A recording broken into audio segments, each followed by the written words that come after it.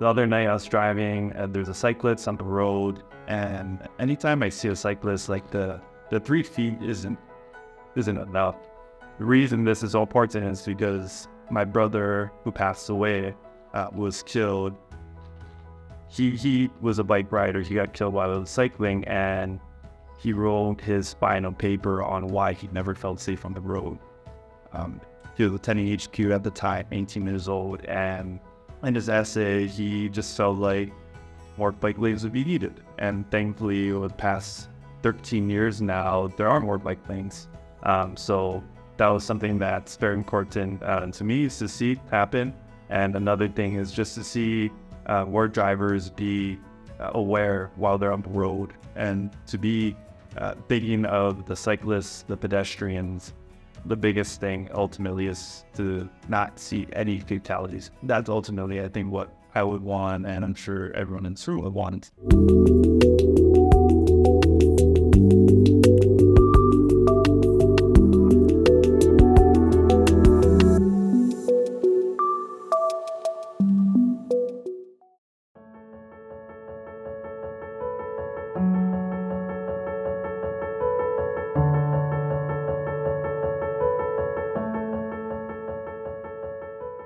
Aloha and welcome everyone to the Hawaii premiere of the Street Project. I'm Keith DeMello, Senior Vice President with Ulupono Initiative. We're proud, very, very excited in fact, to be a sponsor of tonight's premiere. I would like to acknowledge our sponsors, including, in addition to my employers at Ulupono Initiative, the UH Manoa School of Architecture, as well as the Department of Urban and Regional Planning. I do want to also acknowledge a few dignitaries with us this evening. Senator Chris Lee is with us as well, Chair of the Senate Committee on Transportation and Culture and the Arts. Representing Governor Green is, here we go, Robert Shishiro, Deputy Director of Highways at the Department of Transportation with the state. Also with us here is Deputy Director of the Department of Transportation Services at the city, John Nucci, and I did see Ben Sullivan around here, Deputy Director of the Office of Climate Change and Climate Change, Sustainability, and Resilience. How can you miss him? At Ulupono, we're committed to a more resilient and sustainable Hawaii, and part of that mission is to support, promote, advocate for, fight for more affordable, clean, safe forms of transportation. That's why we're so excited to sponsor tonight's premiere. This documentary that you'll see, it's an inspiring story of a global movement to take back some of our largest public spaces, our streets. So with that, I would like to invite Deputy Director Shishiro to provide a few remarks.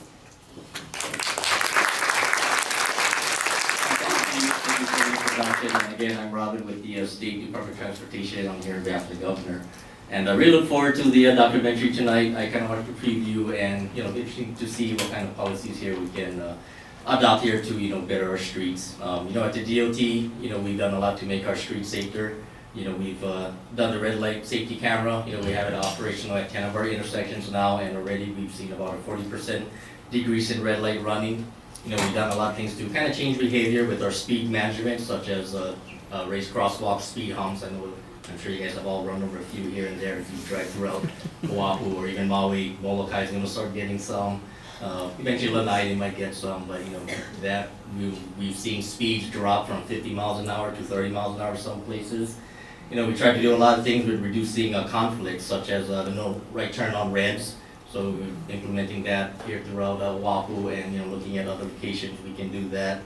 We're putting in roundabouts in a lot of places on our highways now. On Maui, we just opened up our first 2-lane roundabouts, and prior to that, it was an unsignalized intersection, and cars were going 60 miles an hour. Immediately, we see a car going 18 miles an hour through it. So, immediate impact, slowing down cars, making the road safer for every user that goes through that area. And it's just different things like that, we want to do and just make a road safer. And again, thank you for having me here, and I look forward to watching the documentary.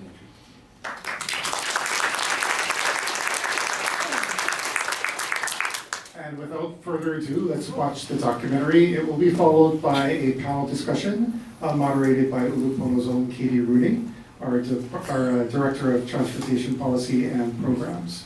I want everyone to kind of answer just real fast, which is, why is this issue important to you, and what brings you to this conversation? We'll just go right down the line. Hi everyone, my name is Nick Manago, and I'm an advocate for transportation safety. I'm here tonight because this is very important to me and my family. My brother is Zachary Manago. He was killed in a hit and run back in 2010, and this is very important to me, and I hope no other family has to go through what our family and friends have been through. So I appreciate you all for letting me speak tonight. Thank you, Kathleen. I'm here because, and hello to all my friends out there. I'm here because I'm actually known as that old guy who walks his dog every morning along the streets in the community that I live in. And it's, I live in a very safe community, but even there, it's difficult to be a pedestrian. What community is that? Mililani. Thank you. And you have to be aware where you are and what you're doing, and it's kind of passionate about pedestrian safety. Aloha everyone, it's good to see such a great group of people here that are concerned about the same thing that I am. My name is Kathy Ferreira. I live in the Makiki area, and that is close to the Punahou on and off ramps. And if you're familiar with that one, especially the off ramp that comes by Shriners Hospital, I walk over there often, back and forth, and it makes me nervous every single time I walk there. And it shouldn't be that way. So I really appreciate the opportunity to speak about just the awareness as a pedestrian and those folks that are in cars and other types of transportation that can make a difference in a person's life. Aloha, good evening. John Nouchi, Deputy Director of City and County of Honolulu, Department of Transportation Services. I got a lot of thoughts running through my head right now, and I'm not quite sure how to center myself, but I guess I'll just say a little bit that about 5 years ago, I became kind of a city dweller and don't own a car anymore, walked around a lot, took Biki, got my own bike, ride the bus a lot. And I guess, I don't know, I have a lot of thoughts right now, and I'm just gonna say that I think you never know how hard things are until you have to do them yourself sometimes. And I can appreciate the problems that we have in our city and just getting around if you're not on 4 wheels. So I'll leave it at that for now.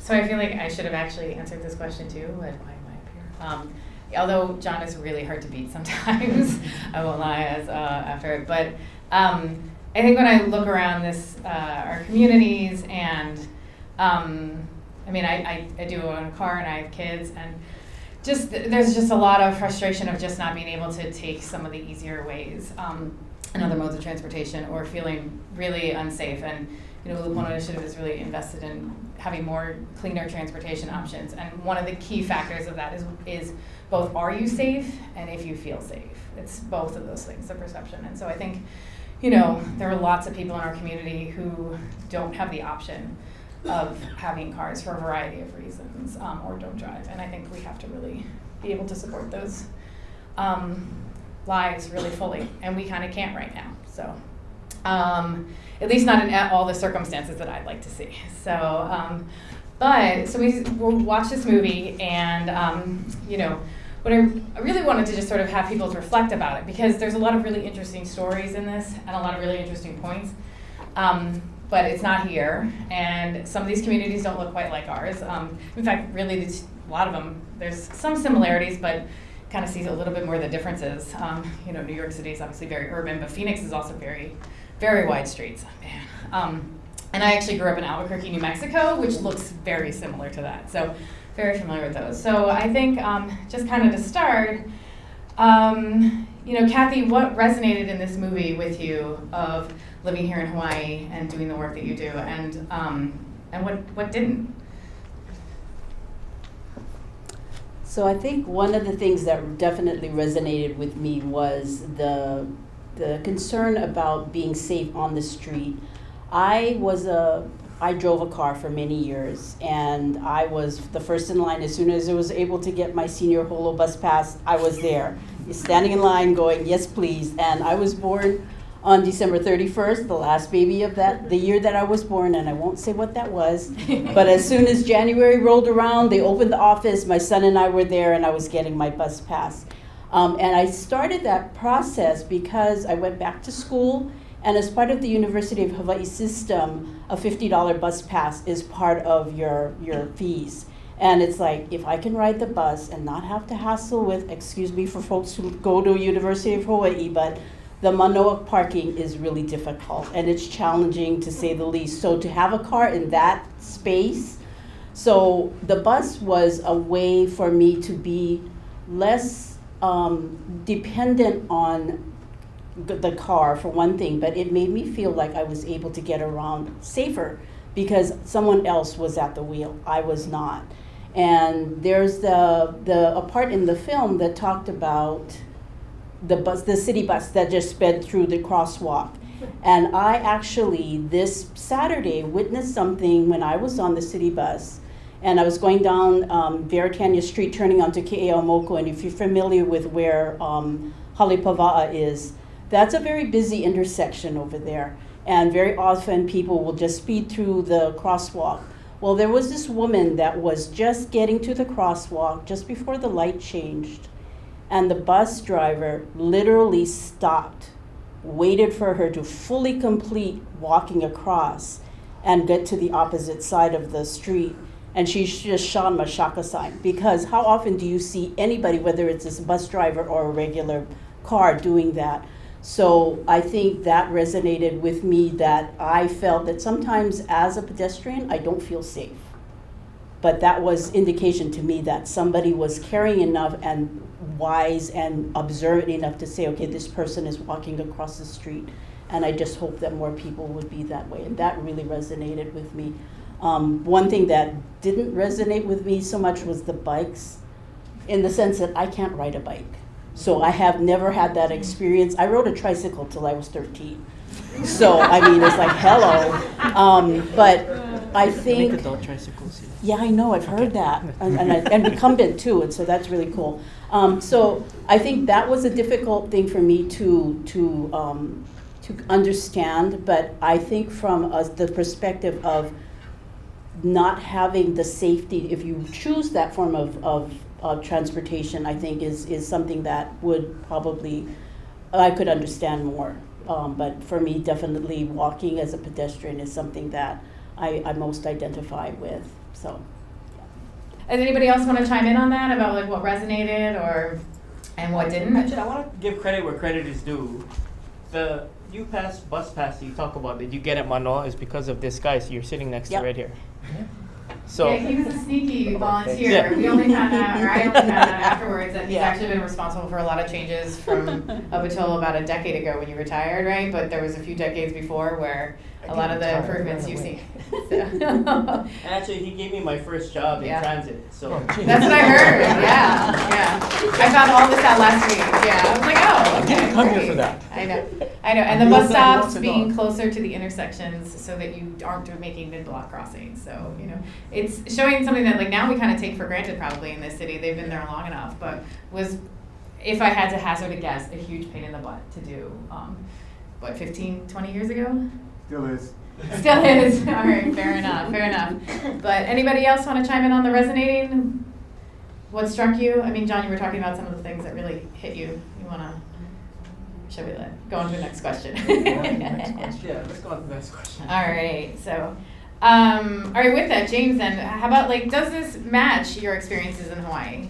Like, do you feel, like, Kathy talks about how, like, the bus stop and how that was really different, right, for her in this case, where the bus driver stopped. I will say, we have the nicest bus drivers in the world. Yeah. If you are not aware of this, I've lived in 12 places. They are the nicest people on the face of the planet. So, yeah, I don't think they get enough credit. They will stop for me when they see me running a block away, and I'm so grateful on the poly, no less. So, But yeah, I mean, was there anything in particular? Sure.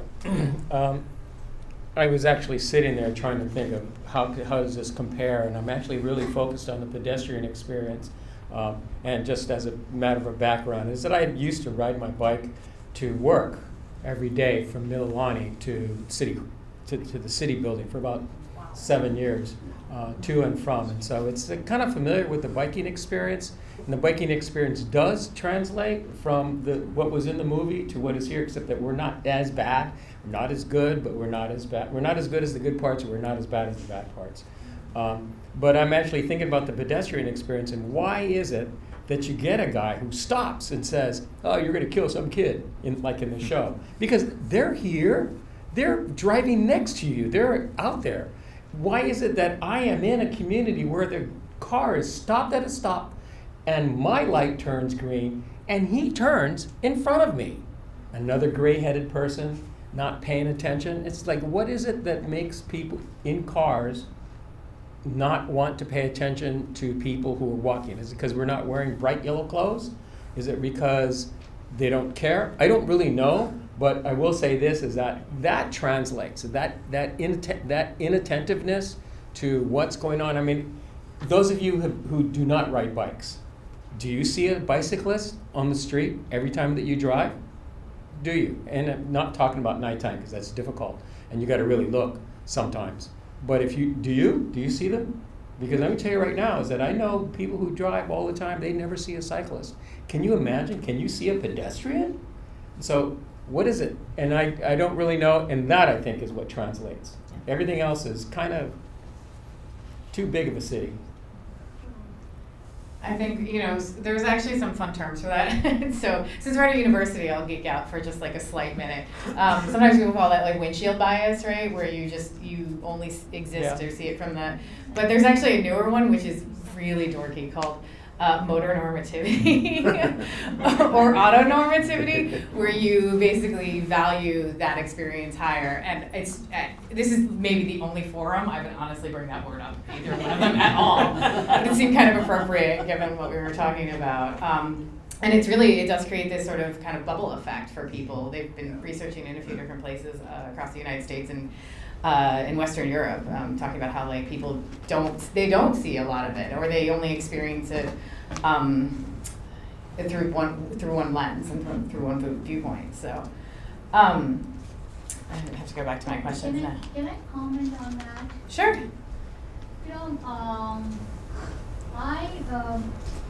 I ride my bike. I walk. I don't do cars. Maybe rarely I ride my car.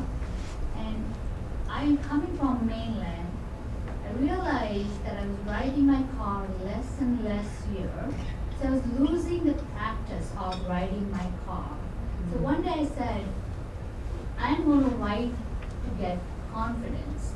But what I noticed while I was crossing the street, like making a left turn, you have pedestrian, you have scooters, all those folks are crossing at the same time I'm making a left turn. So it's not that I'm not watching. The roller scooter guy just flew right in front of me. And I was like, where did this come from? I did not. So I would say more of a four-way crossing, like a stop and have a pedestrian crossing. So all the vehicles from all the sides are stopped. So you can have bicyclists crossing, you can have skaters crossing, everyone crossing at the same time, and there is no automobile crossing, and you don't have to pay attention to that. So that's my recommendation. It's not that I didn't watch, but I just noticed from nowhere, because we have so many things, distractions going on. We have tourists here, we have kids, we have seniors, all kinds of people here. So this guy definitely gets first question. That's the first thing, because I definitely broke my own rule. But I didn't mean to. I think I'm just used to saying yes to stuff like that. But I think that it actually is going to segue into the question I have for John, which and that this movie really emphasizes is we do have to change the roads and how they function and what they're used for and the design, but that can be costly and it can take a lot of time. How do we move a lot of that forward? Because what you're pointing out or what you're advocating for is not as simple as just doing that. We have a lot of systems in play that make some of that really, really challenging around how, like what we accept within our roads and around vehicle travel and like who can move when and all that kind of stuff, because it's all part of this larger system. So I think, how do we get to some of these changes more quickly within our communities? No pressure. I mean, I think that's why I'm kind of, usually when I do panels or I do discussions, I mean, I think the people that work around me know that I try to keep it a little bit more upbeat. I'm not feeling that way right now. I'm kind of dealing with it. Like, I'm not quite sure how to have all these feelings in public and not feel like I want to be upbeat about it. I mean, it's a new thing for me. I'm feeling pretty, I don't know what the word is right now, but I recognize that at least if I'm sitting in this seat of my role in the department right now, I do have a great team of people around me that are like-minded, and we believe that we can do differently to undo the things that maybe we've fallen into a trap in thinking was the right thing to do all this time. I mean, if you look at the streets in our city, right? Our oldest part of the city. Anybody know where the oldest part of our city is? Where's our city's ground zero? 4th Street. Merchant. Pretty close. Merchant and Nuuanu. So everything there is zero. If you go north King, South King, it's all zero right there. Follows it all the way up into the valley. Everything that springs off of Nuuanu or Pali Highway is 0, 0, right? So that's the axis. That's the ground zero of our city. Now you look at the streets there, very small. They're kind of sharp turns, tight corners, everything like that. Because it was meant for a time when we didn't have a lot of cars. I mean, that's the city we grew into. But then you fast forward and you think what we've done over the years, think about, say, and I want to be really careful about the areas I'm going to make you guys visualize, right? Because, I mean, think about right here in Manoa, right? What are the streets like in Manoa? Are they broad? Are they expansive? Are they ridiculously wide? You talking about roads or sidewalks? Roads. Streets. Yeah, I mean, they're workable, right? They get people around. You can find the way through. There's many ways out of the valley. There's not one road out of the valley. But if you look at other places, like let's just venture east a little bit. Like, why is Kaimuki so different from Hawai'i? You tell us.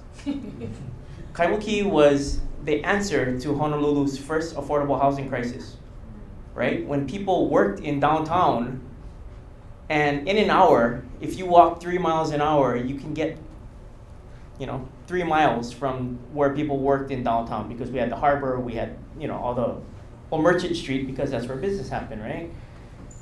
And we were pressed with kind of that same affordability crisis back in the early 1900s, where people didn't know where they were going to live. So Kaimuki got rapidly developed. And if anybody ever wondered why we just built a right grid, 90-degree turns, everything right over the hill, to the best extent we could, and where we had that nice little roller coaster street on Kilauea that when I was a young driver, I used to love being reckless on. I mean, I gotta admit, right? Yeah, and so that's why that is that way. It was the quickest way to lay out affordable housing, right? But we needed transit to get there. So the very same routes that we operate now, the 1, the 3, it's probably our first and third route. But we use that to spur the development out that way. In fact, St. Louis Heights and Maunalani Heights, which is now some of the most desirable places to live on this island, would not have been built without HRT, Honolulu Rapid Transit and Land, without them investing like that. So, but if you go out to Hawaii, what makes that area so different than Kaimuki? Same East Honolulu. Wide open spaces. Wide streets. Why? Because that's what was in style at the time. That's what we thought we were doing. It's just like this film says, right? But look what we're trying to do now. Now we're trying to carve out slower streets in Hawaii. Little home road, we were just talking about it. We put a median in it. It didn't do a darn thing to take away any capacity. But we had people complain they couldn't turn left into their driveways anymore, and we get that. But like, you know, this idea that now we've over-designed the street, made it so broad that it's now dangerous and people are going too fast, and now we have to put humps and other things and try to, I mean, in a way, engineer with, or some might say mess with people's minds to make them drive slower. That's kind of where we are right now. And so anyway, I like I said, a lot of thoughts, and I don't know if I actually put together something coherently. Well, I do want to make sure Nick gets a chance to talk, so we're going to close out with him, which is, you know, you've been around this space for over a decade now, you and your family. Like, what would you all like to see more of, and why, based upon your experiences and the movie and everything else? Yeah, so the first thing for me is going to be more bike lanes would be great, and protected bike lanes, correct. I was going to touch on that as well. Sorry, I couldn't help myself. No. So I also have to thank the Hawaii Bicycling League. They've been a partner for us for a long time. Without their support, a lot of the change for more bike lanes wouldn't, I think, have been possible. So our family is very appreciative of that. The more protected bike lanes is very important as well. The other night I was driving and there's a cyclist on the road, and anytime I see a cyclist, like the 3 feet isn't enough. Like I think we're about 3 feet away, right and there. if you're going down limits, that's scary for that bicyclist. So protected bike lanes I think are very important, and the reason this is so important is because my brother who passed away, who was killed, he was a bike rider. He got killed while he was cycling, and he wrote his final paper on why he never felt safe on the road. He was attending HPU at the time, 18 years old, and he was very passionate about cycling. That was his mode of transportation for the most part. And in his essay, he just felt like more bike lanes would be needed. And thankfully, over the past 13 years now, there are more bike lanes. So that was something that's very important to me, is to see happen. And another thing is just to see more drivers be aware while they're on the road, and to be thinking of the cyclists, the pedestrians, and not just themselves, and to not be in such a rush to get to places. I think overall that would help a lot. So I mean, the biggest thing ultimately is to not see any fatalities happen in Vision Zero. That's ultimately, I think, what I would want, and I'm sure everyone in this room would want. So, appreciate it. Thank you all so much. I'm going to open it up. You can ask questions, make comments, ask questions of our panelists, anybody. But this gentleman in the pink shirt is definitely I already like. Oh, okay. All right. So, thanks to HBO. Actually, they would like you for the recording part, I think, if I had to guess. I want to say thank you to the volunteers that shared their classroom with their students in the law school. Thanks for sharing. The people recording, for people that couldn't be here, thank you for being there. For that, recognizing. The comment I wanted to ask during the sharing was, because you are representing pedestrian life, I wanted to ask about the jaywalk question. Because I was raised in town, born on another island, raised on this island since the 70s. Been riding buses since I could afford it, when it was 10 cents in Waikiki, when I could afford it. This is after the tokens, but when it was 10 cents at the time for the fare. But jaywalking's been part of my life. I ride a bike currently. I'm a licensed driver. I can drive a vehicle, bid for commerce. I can drive a motorcycle and train for that. But I wanted the aspect of what you got out of the jaywalking, because I saw videos about jaywalking when I was younger, but they weren't Eddie Haskell and all that kind of stuff. There were other ones, so I saw later versions. But I just wanted to follow up on that, and I think we're all preaching to the choir, but I think we could have this conversation for a longer time. But that's where I want to end it. Jaywalking aspect. Was there a question, or is it just a reflection? Yeah, I missed that question. what did she get out of it? Oh, okay. Because she's saying she's a pedestrian and. Got it. Okay. Thank you. I just needed that extra point. Yeah. So. Well, I don't have an opinion about jaywalking per se, other than it leaves the burden on you for making that choice to jaywalk. And I feel that whatever way that you cross the street, you should use the best way of getting across safely. I cannot say honestly that I approve of jaywalking. I personally wouldn't do it, but then I move slower than I used to. So if I were, it's possible, I would consider it, but for the most part, I would go out of my way to go to a traffic signal and use a crosswalk and all of those things. I don't know if anybody else has that. Sure, I'll comment on that because I believe I see in those same movies that film strips is what we have back in the day. Okay, that's what we have. We have film strips, and for those who you don't know, it's like a slideshow. It's like kind of like a PowerPoint, except it talks slower. So jaywalking was a derogatory thing. They told us that. They said don't be a J, meaning derogatory this, derogatory that. And I actually know no one. Actually, no, I take it back. I know one person who got ticketed for a jaywalk, and he ran across a very busy street, and he was very, very fast. And I think the only person that saw him was the police officer, unfortunately for him. What is jaywalking? You mean if I walk across the street to go visit my neighbor, am I jaywalking, or do I have to go all the way to the intersection or unmarked crosswalk? Because that's what that is, technically. Quarter of a block. Okay, so I got to walk up this street, look, and then cross at an unmarked cross because there's no crosswalks in the neighborhood. Okay, am I going to jaywalk? Am I just going to walk across the street? I can tell you what, I walk in the middle of the street because I own the street.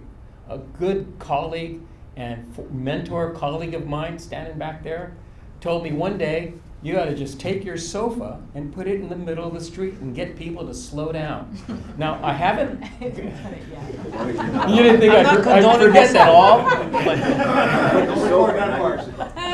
Okay, but the reality is, no, I haven't done the sofa, but I've done something similar in that I walk my dog. I'm in the middle of the street. I make the car slow down. And I move to the side. Please, I'm not going to get hit by a car. But yes, that's my thinking at jaywalk. What are you talking about? Are you talking about running across a freeway? No, don't do that. That's not very smart. Okay? But if you're talking about just walking in your neighborhood, come on. Sorry.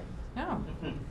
I mean, I think you're kind of raising a really important tension, which is that if we want to sort of prioritize people walking in these spaces, it probably means that people are actually just following their walking in the way that they want to, which sometimes means they're jaywalking. Yeah. Talk about that a little bit. I don't know. Yeah. One of the things about this film is it really put in my head, like, I'm about ready to throw that jaywalking term out. It sounds like a dated term that like something that maybe my parents used to use that's derogatory now that we can't say. It sounds like maybe that's one of the words we need to retire. But again, we're talking about, what is the term you used? Something normative. The windshield. Autonormativity or motor. Autonormativity, right? So there's this kind of dichotomy of, if you ask somebody who drives all the time that has no perspective of what it's like to walk on an unimproved sidewalk or on the side of the road because there is no sidewalk, or bike someplace because there is no facility to do it, they'll be like, well, just don't do it. Okay, fine, that's not fair. Or you should just cross only in crosswalks, right? That's what an uninformed person would say. But that same person would probably, just like James says, from their own experience, right? Like, if you're gonna tell me as a pedestrian, I only should cross where there's a crosswalk, where there's a traffic light, or it's my responsibility to be safe for myself. I agree, it is my responsibility to be safe for myself, and not, but they're coming from more of a place where don't pose a risk to the cars, right? But that same person will and maybe I'm just painting broad strokes here, will probably park their car, get out onto the roadside, and just walk across the street to where they're gonna go.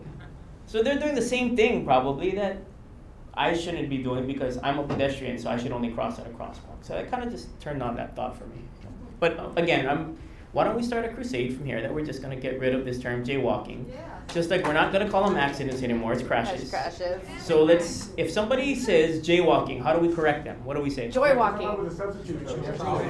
That's what I mean. What do we say? Just crossing the street. Yeah, no, just crossing. Yeah. Right of way. Yeah. I have been trying to break myself. I use joywalking. But I feel like It I have to helps, explain so. that though. We're getting it right over here. Oh, okay. Oh, sorry. I think she's got the next step over here. Yeah. First of all, just want to mahalo you guys for hosting this great panel. My name is Cassie. I work at K-Vibe, which is a bike program for but I just wanted to know for our OPO, which I really consider experts right in our community about how to make the streets safer. What are opportunities that we can have for them to maybe shape some of these conversations around how our roads are being made safer? So can I take this one, because we need to thank some of the folks who are tabling out here actually. So we had a few organizations here earlier, you might have talked to them, Hawaii Public Health Institute, as well as Hawaii Bicycling League, and then we had a few folks who were here also doing for the Oahu Regional Transportation Plan, all of which are somewhat answers to your questions of people who are out there trying to influence and talk about these issues. So HBL and Hi-Fi, and if anybody's here from the ORTP plan, can you raise your hands just so people know to find you later at other points in time? You can also harass me and I can connect you as well. So I just wanted to start with that because they came out and were here talking to people beforehand, and I really wanted to appreciate that, and I forgot to do it earlier. And then your question was about what are the ways that people can get involved to really provide like lived experiences of people on the ground and like what improvements might be around. I hate to break it to you, John. I think that one's sort of directed at you, but I think that well, maybe. Do you guys have other suggestions? I mean, all of you are working in these areas in different ways. What are the suggestions that you have for folks? Regulate the bike lanes better. The mix of traffic's getting, it's like the Wild West. Kathleen, I have a question. Before we leave, can we get a comment from the Governor Green's representative before he leaves? Sure. Okay. So I think like to some of those, and I think it sounds like Keopu up here maybe has some answers for this question as well. But I think a big part of it is finding the community of people who are commenting on a lot of these things or trying to fight for some of these. We have actually some really large networks. Obviously, I work in this topic, so I know a lot of folks. But I think we do have a lot of people who are really trying to help build some of these coalitions and help support the good work when it goes down, and maybe try and elevate the conversations in other ways. So I think the city and county, actually the Complete Streets program does a lot, like their newsletter actually offers a lot of opportunities. Some of those folks are here today. I think they're probably sick of hearing from me in some of the stakeholder stuff, so I would love to have some other folks there too. So I think it's chiming in when we can and connecting with the people who are working on some of these. Well, I mean, let me just have a short. Yeah. So Cassie, I guess, the answer I'm going to give is probably not that great of an answer, but I think from the point of view of, you got a lot of great kids working at K-Vibe. I mean, I see these kids come out and they represent themselves, not only themselves, but their neighborhood in a spectacular fashion. I can't imagine myself at that age, doing that. And we probably have a lot more listening to do to them than we can teach them. So, in that sense, maybe we just gotta strengthen our community connection with you guys and make you a part. I know we have like a mayor's commission on bicycling. And we have a youth commission at the city. Maybe those are some great places to overlap and actually pull their mana'o in and be able to kind of cement those relationships a little bit harder. So, not really an answer to the question, but I think definitely more listening than telling. And if you have math on their Pi, right, I highly recommend it. So Keopu up there, I think has some answers as well for us. Or no, just comments. All right, fair enough. No answers. I'm sorry. I never promise answers because that's too much pressure. A couple of things. So one of the things when I talk about jaywalking, I was like, let's talk about Vineyard and the taking out of an entire crosswalk, so that way the thing that we are supposed to be like. Pedestrians have been trained to cross on the crosswalk, now have to cross 3 streets and get in danger 3 times. And so that kind of just the start of recentering the conversations on those who aren't in cars. And so I did want to ask the panelists a question, but preface it first. One of the things that I come to this work in is because I'm a mom of very young kids. And recently, my mom was visiting, helping with my 3 kids because I was single parenting while my husband was doing some professional development. And we were going down Kihapai, I will name the road, Kihapai, in Kailua, which is a residential road. Like, it is all residential around it. And these kids are like leisurely biking along the road, and I was like, why do we have to wait for those little kids having a fun time? I said, where else do those kids learn to ride a bike? Mom, where does my child learn how to ride a mile to school? Literally a mile to school, if it's not on these very streets. And so one of the things that struck me about this documentary is really thinking through how do we rethink streets as public spaces? And how do we rethink the ways in which public spaces tend to privilege certain people over others? And tend to privilege certain colors and certain socioeconomic areas and certain geographic areas over others. And so I feel very passionately, obviously, about this because this is something that I want my kids to be able to learn to bike on the streets that they live in, but it is far too dangerous for them. So the famous story is I had to take my kid I had to drive him a quarter of a mile to a park so that he can learn to ride a bike safely. And that, to me, who rides bikes on a regular basis on the streets that I live in, is just insanity. And it's just sad as someone who was born and raised here. So I will stop my soapboxing and then pitch it back to the panel. What were your feelings about this idea of reclaiming streets as public spaces and really using that as a way to redistribute power to the people on the streets? We want to take that one first. That's you. Maybe the guy from the state, the one representing the governor. Oh, that's right. All right. Robin, come on down. I'm not related. I don't know him. I'm not related. Yeah, here you go. All right, thanks. So a couple things I'll say. I can't remember who was talking about the crosswalk at Queen Emma and Vineyard. So that was something that was brought to our attention. And when I talked to our traffic engineers on why we did that. And in the past we would always say oh, there's no history of accidents. Why did we? We're not going to do something until somebody dies. Well, that's the wrong attitude. So looking at that location, there was accidents 10 years ago. There was 3. In recent years, there was none.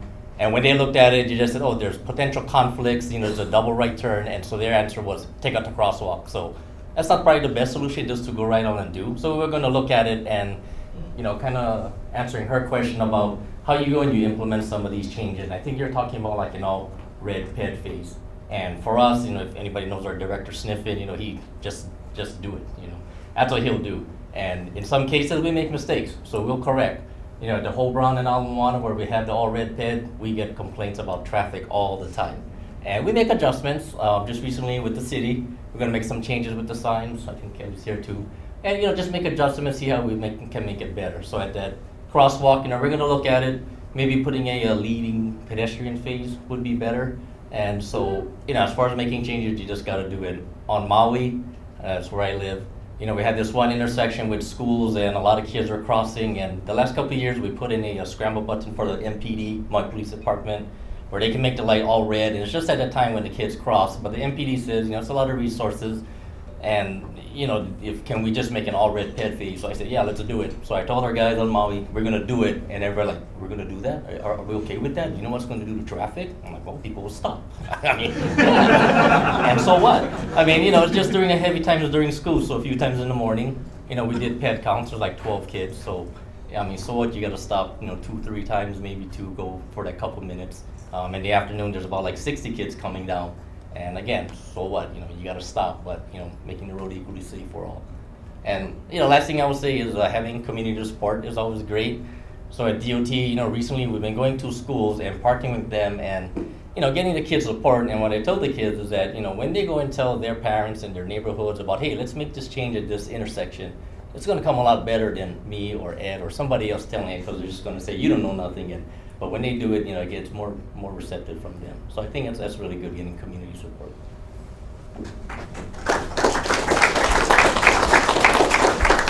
I think also just for those of you that don't know, though, that the Hawaii State Legislature and Governor Green signed just last month $20 million for safe routes to schools across the state. So I do want to shout out to doing things, but also having the resources to do things, and a lot of folks have worked towards some of that stuff.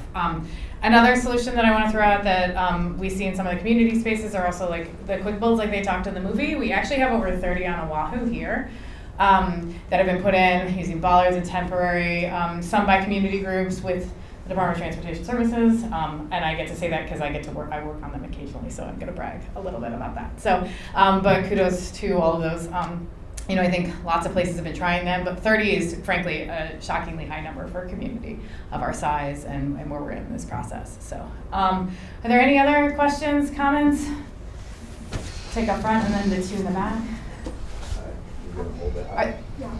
They can't hear, okay. Hi, my name's Tom. I've lived here 44 years downtown. I walk to work, so I've never owned a car, so I'm not virtue signaling. I just prefer that. I never had to deal with traffic, but I biked for almost 40 years, and I'm still alive, although I think my days are numbered. But anyway, first a comment about rail. I worked for the state since '86. I'm no longer, but I started then. DOT did a study in the late '80s. They did a telework pilot project in Mililani. And to the best of my recollection, they thought it worked fine. But that study can't even be found online now. I don't think it was buried intentionally. I think it was just not digitized, right? But my point is, now we got rail. I think it was a mistake, but I'm probably in the minority there. I think it's a 19th and 20th century technology that we're not going to need in the future. We're not going to have people commuting into town anymore. The pandemic showed people can telework. We could have done tax incentives for employers and employees 30, 40 years ago and never needed the rail to telework, right? But what's done is done. I was going to also offer another futuristic idea. The last mile between suburban communities and the rail, how to get people there. There's no bus routes. People are already complaining about that. Yeah. Self-driving cars on demand might fill that need. I don't know when, but that might be one solution to get those folks to the rail as long as they're stuck with it. Because the city's going to want to boost ridership no matter what. So they're not going to give people tax incentives to stay at home or work or go to a suburban work center or something like that. So those are the right ideas. I do bike a lot. I've never owned a car, like I said.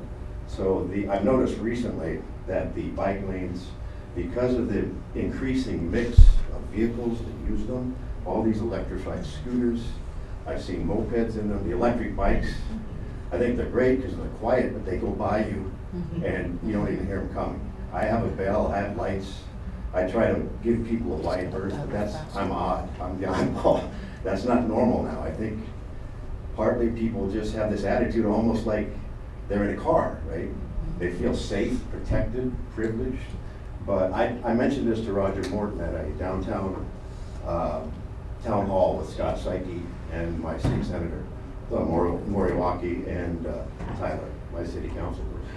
I said, Roger, I know you've got better things to think about, but the bike lanes need to be better regulated to accommodate for this increasing mix of traffic. And it's not an easy job. We don't have enough police anyway, right? We're short on HPD. So I don't know what to do, but I just want to throw maybe put that on your radar screen, basically. Thank you. Just one sort of note on the teleworking. We actually, during the pandemic, didn't see as much of a drop in vehicle miles traveled as you would have expected under the circumstances, because it turns out people then just went and drove anyways. They just weren't driving to work. Maybe not as much, but there's actually a lot of research out there that suggests that when we do those sorts of things, people then move further and further out into less, more car-dependent places. And so as much as I wish the telework would help solve some of these issues, it doesn't do what you would think it would do. So I just want to throw that out there because I do hear this a lot, and I think it's important to sort of note that. The other part of it is that with less congestion, we've actually seen a lot of cars speeding. So but that is an ongoing process, and it's an ongoing challenge. And so Put more couches on each one. Yes, that's a good point to end on. So there were two more in the back. I think that's about all we have time for. I don't even know. I can't see the clock very well from here. I think I went over, but this was a great conversation. So the two that are in the back, that were raised hands earlier. Anybody? Are we good? Oh, yeah, there we go. Okay. So I live downtown, come into UH Minnow every day, so I really appreciate the King Street cycle tracking and the things, because I used to just take the parking lane. That's how I would ride. But I think because you're really mixing bikes and all these other electric vehicles and things with cars, right? They don't really have their own space. They have a lane next to all of these cars. Two things. One, the parking on the King Street next to the bike lane. I understand why you did it. It's a bad idea. Because the other reason is visibility. When you're going to put bikes and cars together, commuting, and especially with lots of intersections, Visibility is the #1 thing for safety. I try to be as visible as possible. Cars still can't see me, right? Or they don't see me, whether it's autonormativity or whatever you want to call it. So when you're designing and thinking about bikes and cars and putting them together, really think about the visibility, not only as they're driving along, but especially with all the turns in and out, not just intersections of traffic lights and things, but all little side streets. Think about Veritania and King and Young Street and all little side streets. So as you're thinking about the future and designing this and updating it, make sure visibility is an absolute high priority to ensure that cars can see bikes as much as possible, because when you get behind that wheel and that window, you're not seeing things the same way as people who are walking and biking do. I mean, half the cars can't see 10 children in front of them, right? So, yeah. And then I think there was one more over here, and then I think that's all we have time for. Robert, and we have cookies. That's the important part. We have cookies now. What is the next meeting after? Like, that's the other question. Maybe my comment is related to reclaiming our streets, but I'd like to say we need to reclaim our connectivity. Whole island. I was a regular bus rider most of my life, and so far. But when I worked at Pearl Harbor, it was awkward trying to get on a base and waiting for a bus that would just take me a few more feet so that I had to call people. So I think all of us have a very unique situation, no matter where we are. So, and I'm going to connect, I would say, reclaim our street by connectivity of the community. I think that's implied in the reclaiming of our streets. But we now have rail. And I will tell you an experience that I never expected, but was an observation, and I'd just like to share. I never intended to go on the rail the very first day. I live in this area. I actually did have no real reason, because actually the people down that side are the ones that really want to use it. Well, anyway, on the second day, I went by the gate, and it didn't look there was that many cars there parking. So I went in, and I got in line, and I went through this whole experience of riding the rail. The one thing I noticed though, when I got out of the car, I saw this one bus station right by the rail entrance. It was a Hawai'i, what do you call those, express buses. There was nobody there, but the bus was there. And I said, I don't remember anybody saying that use your express buses there, or maybe have more of those so that people could use it. Anyway, there was no bus schedule or anything. I don't ride the bus anymore. So I went to Ala Moana Center. Believe it or not, in their information center for tourists was a bus route. And here people who told me that they use the bus said, we haven't had a routing thing in my neighborhood forever. So, ever since they made the changes, and there was nothing given to them necessarily, so they just went places out of habit. So their connectivity was sort of disconnected in a sense for a lot of people. But what I thought was, when I looked at it, I said, I think from what I read, we are losing $54 per person until the rail meets its expectation of usage. And it occurred to me to call government and everybody else, but I never did it, so I'm going to say it right now. Connectivity is bringing people in. Yes, the dominant use will be on that side. But remember, we didn't connect the community, we connected the community college and West Oahu. Okay, the rest of it, they have to wait to come to Manoa. But summertime was here. Why not give everybody a look at the rail? I mean, I've been on trains, so it wasn't, a shocking thing. But a lot of people here don't travel, talking about differences in our cultural and areas. So why not just give them a one-day thing to get down there by transit, get on the rail when it's not too busy, and you could do this through groups or organizations, maybe don't charge them, or depending on the capability of the organization, if you want to come. And you get the young children, I mean those that can actually handle that situation. And you get adults, you get senior citizens, and you get everybody to try it. Now, they gave us one of those, what do you call those, cards? Holo. When I went there, they gave us the rollable card, at least the route just for the rail. That's it. Yeah. So assumption was that you were going to bring your car, I guess. That's why I never thought I was going to go there because I didn't want to bunk, bunk with other people. But the thing is, we needed that, and I couldn't figure out why I needed this. And it was because of the way you enter and exit through the turnstile. So, if you have somebody standing there and an invitation like this to just come to the rail, use these special buses or whatever can be temporarily added, as well as the regular routing. Let people go in, and all you have to do is just stand there with one of these cards and let them in, because you gotta go in and out taking position, and that's the reason why you had that. I wanna say, I don't wanna pay people enough. Yes, it means a great deal, but I don't wanna be selfish about it. I just feel that our communities stagnate because for the longest time, that's what it is. We're an island people, and we lived in that area a long, long time, and it doesn't move us to necessarily go anywhere unless we want to move around.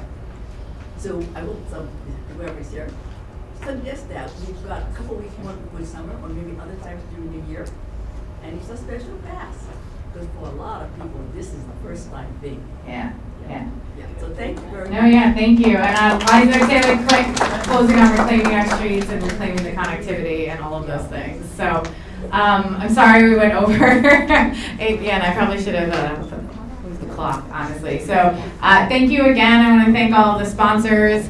I can't name them all off the top of my head that were listed, and everybody who came out and tabling. And if you have any other questions or comments, feel free to come on up afterwards.